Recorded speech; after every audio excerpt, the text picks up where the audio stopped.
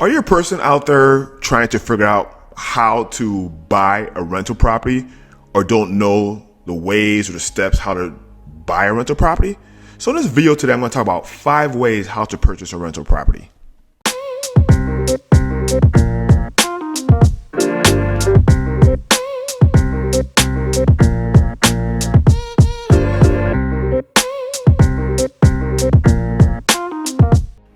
If you don't know who I am, my name is Dipo.phillips. If it's your first time on my YouTube channel, welcome to my YouTube channel. So if you haven't subscribed to my channel before, please subscribe to my channel. And if you like the great content I'm delivering today, please smash the like button. The first way to purchase a rental property is arrange financing. So when you buy a rental property, usually you need between 20 to 25% to purchase that rental property. And you're probably like wondering, like 20, 25% is like, wow, that seems a lot. Because you are buying an investment property and you're not living it. And for you to get financed, this is what they require, is between 20 and 25%. I know when you buy a home, is between 3.5% to 5% for a residential property that you're going to live in. Also, you need a credit score of 720 or better to get a good rate. But you can still purchase something, a credit score of 620, but your rate will be higher. And at the end of the day, you want to invest in this rental property, but you want a good rate, because the whole thing is to get that ROI and get that passive income. So this is the first way for you to purchase a rental property, is arrange financing. The second way to purchase a rental property, you want to understand the rental property returns. You want to understand the rate of return, or ROI, and get the estimate annual rental income. And the first thing is rent. Rent is a big factor in this, because you want to know what the rents are going around the area. Like, how much do I need to charge for my rental property to add tenants in my units? Because if the rent is high, then you would know how to adjust the rent factor. But the end of the day is what you purchased the property, what your mortgage payment is, what rent is, what your expensive is, and what you're going to net in pocket. Because this is a rental property and you are trying to build passive income in your rental property.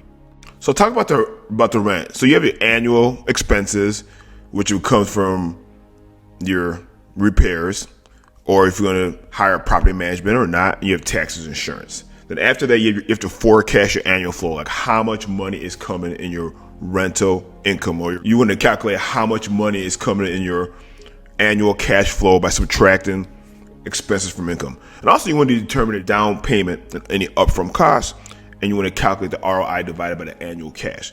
So these are 5 ways to estimate the annual income: your rent, annual operating expenses, forecast the annual cash flow by subtracting expenses and income. You want to determine the down payment and any upfront costs. And you want to calculate the ROI by defining annual cash flow. A third way how to purchase a rental property is finding a rental property. So one factor is job and population. So what jobs are around the area, and the population is growing. Because this is probably one of the big factors, because if there's job opportunities for people to work, they're going to need places to live. And if you have a nice unit that people could rent from you, that'd be good. Population. Is the population growing? The people moving into the city where your rental property is. Percent of rental occupied households.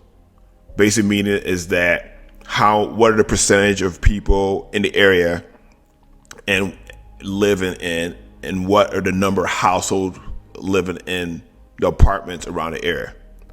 Plays another factor. Rising rent prices. Rising rent prices could affect people from renting, because if the rates are too high, and the vacancy might be very high because rates are too high in the area and people can't afford it. So that could affect you as an investor to have the property, because the vacancy could be high. Another thing is neighborhood rating, meaning that are there good school districts around the area? Are there restaurants? Are there entertainment stuff to do? because you don't want to get a rental property if there's nothing happening in the area. You want to make sure if you get this rental property that there are things happening in the area for you to have people rent your property.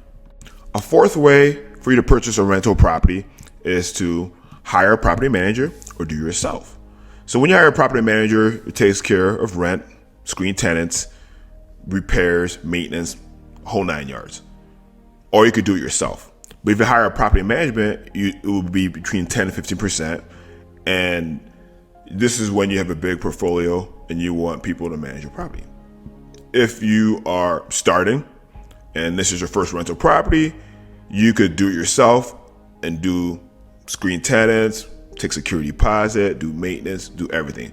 But when you start to build a rental portfolio, you might want a team to help you, and you hire a property management team to help you out. A fifth way how to buy a rental property, you want to track your income and expenses. So if your rental income, money that comes in that you are charging your tenants, then you have your security deposit. If you are collecting security deposit, which usually could be the first month's rent, or it could be last month's rent, or however you want to do it. Your leasing fees, what fees you want to charge your tenants. If they have a fee for application fee, or it could be pet fee or whatever leasing fee you want to do. You have your property management fee. If you're hiring a property management staff, you want to take that out of deduction from the money you made.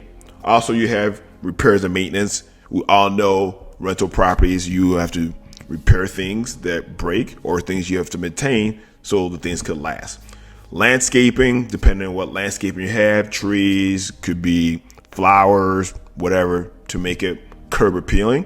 You have your mortgage payments, your insurance, property taxes, and maybe HOA.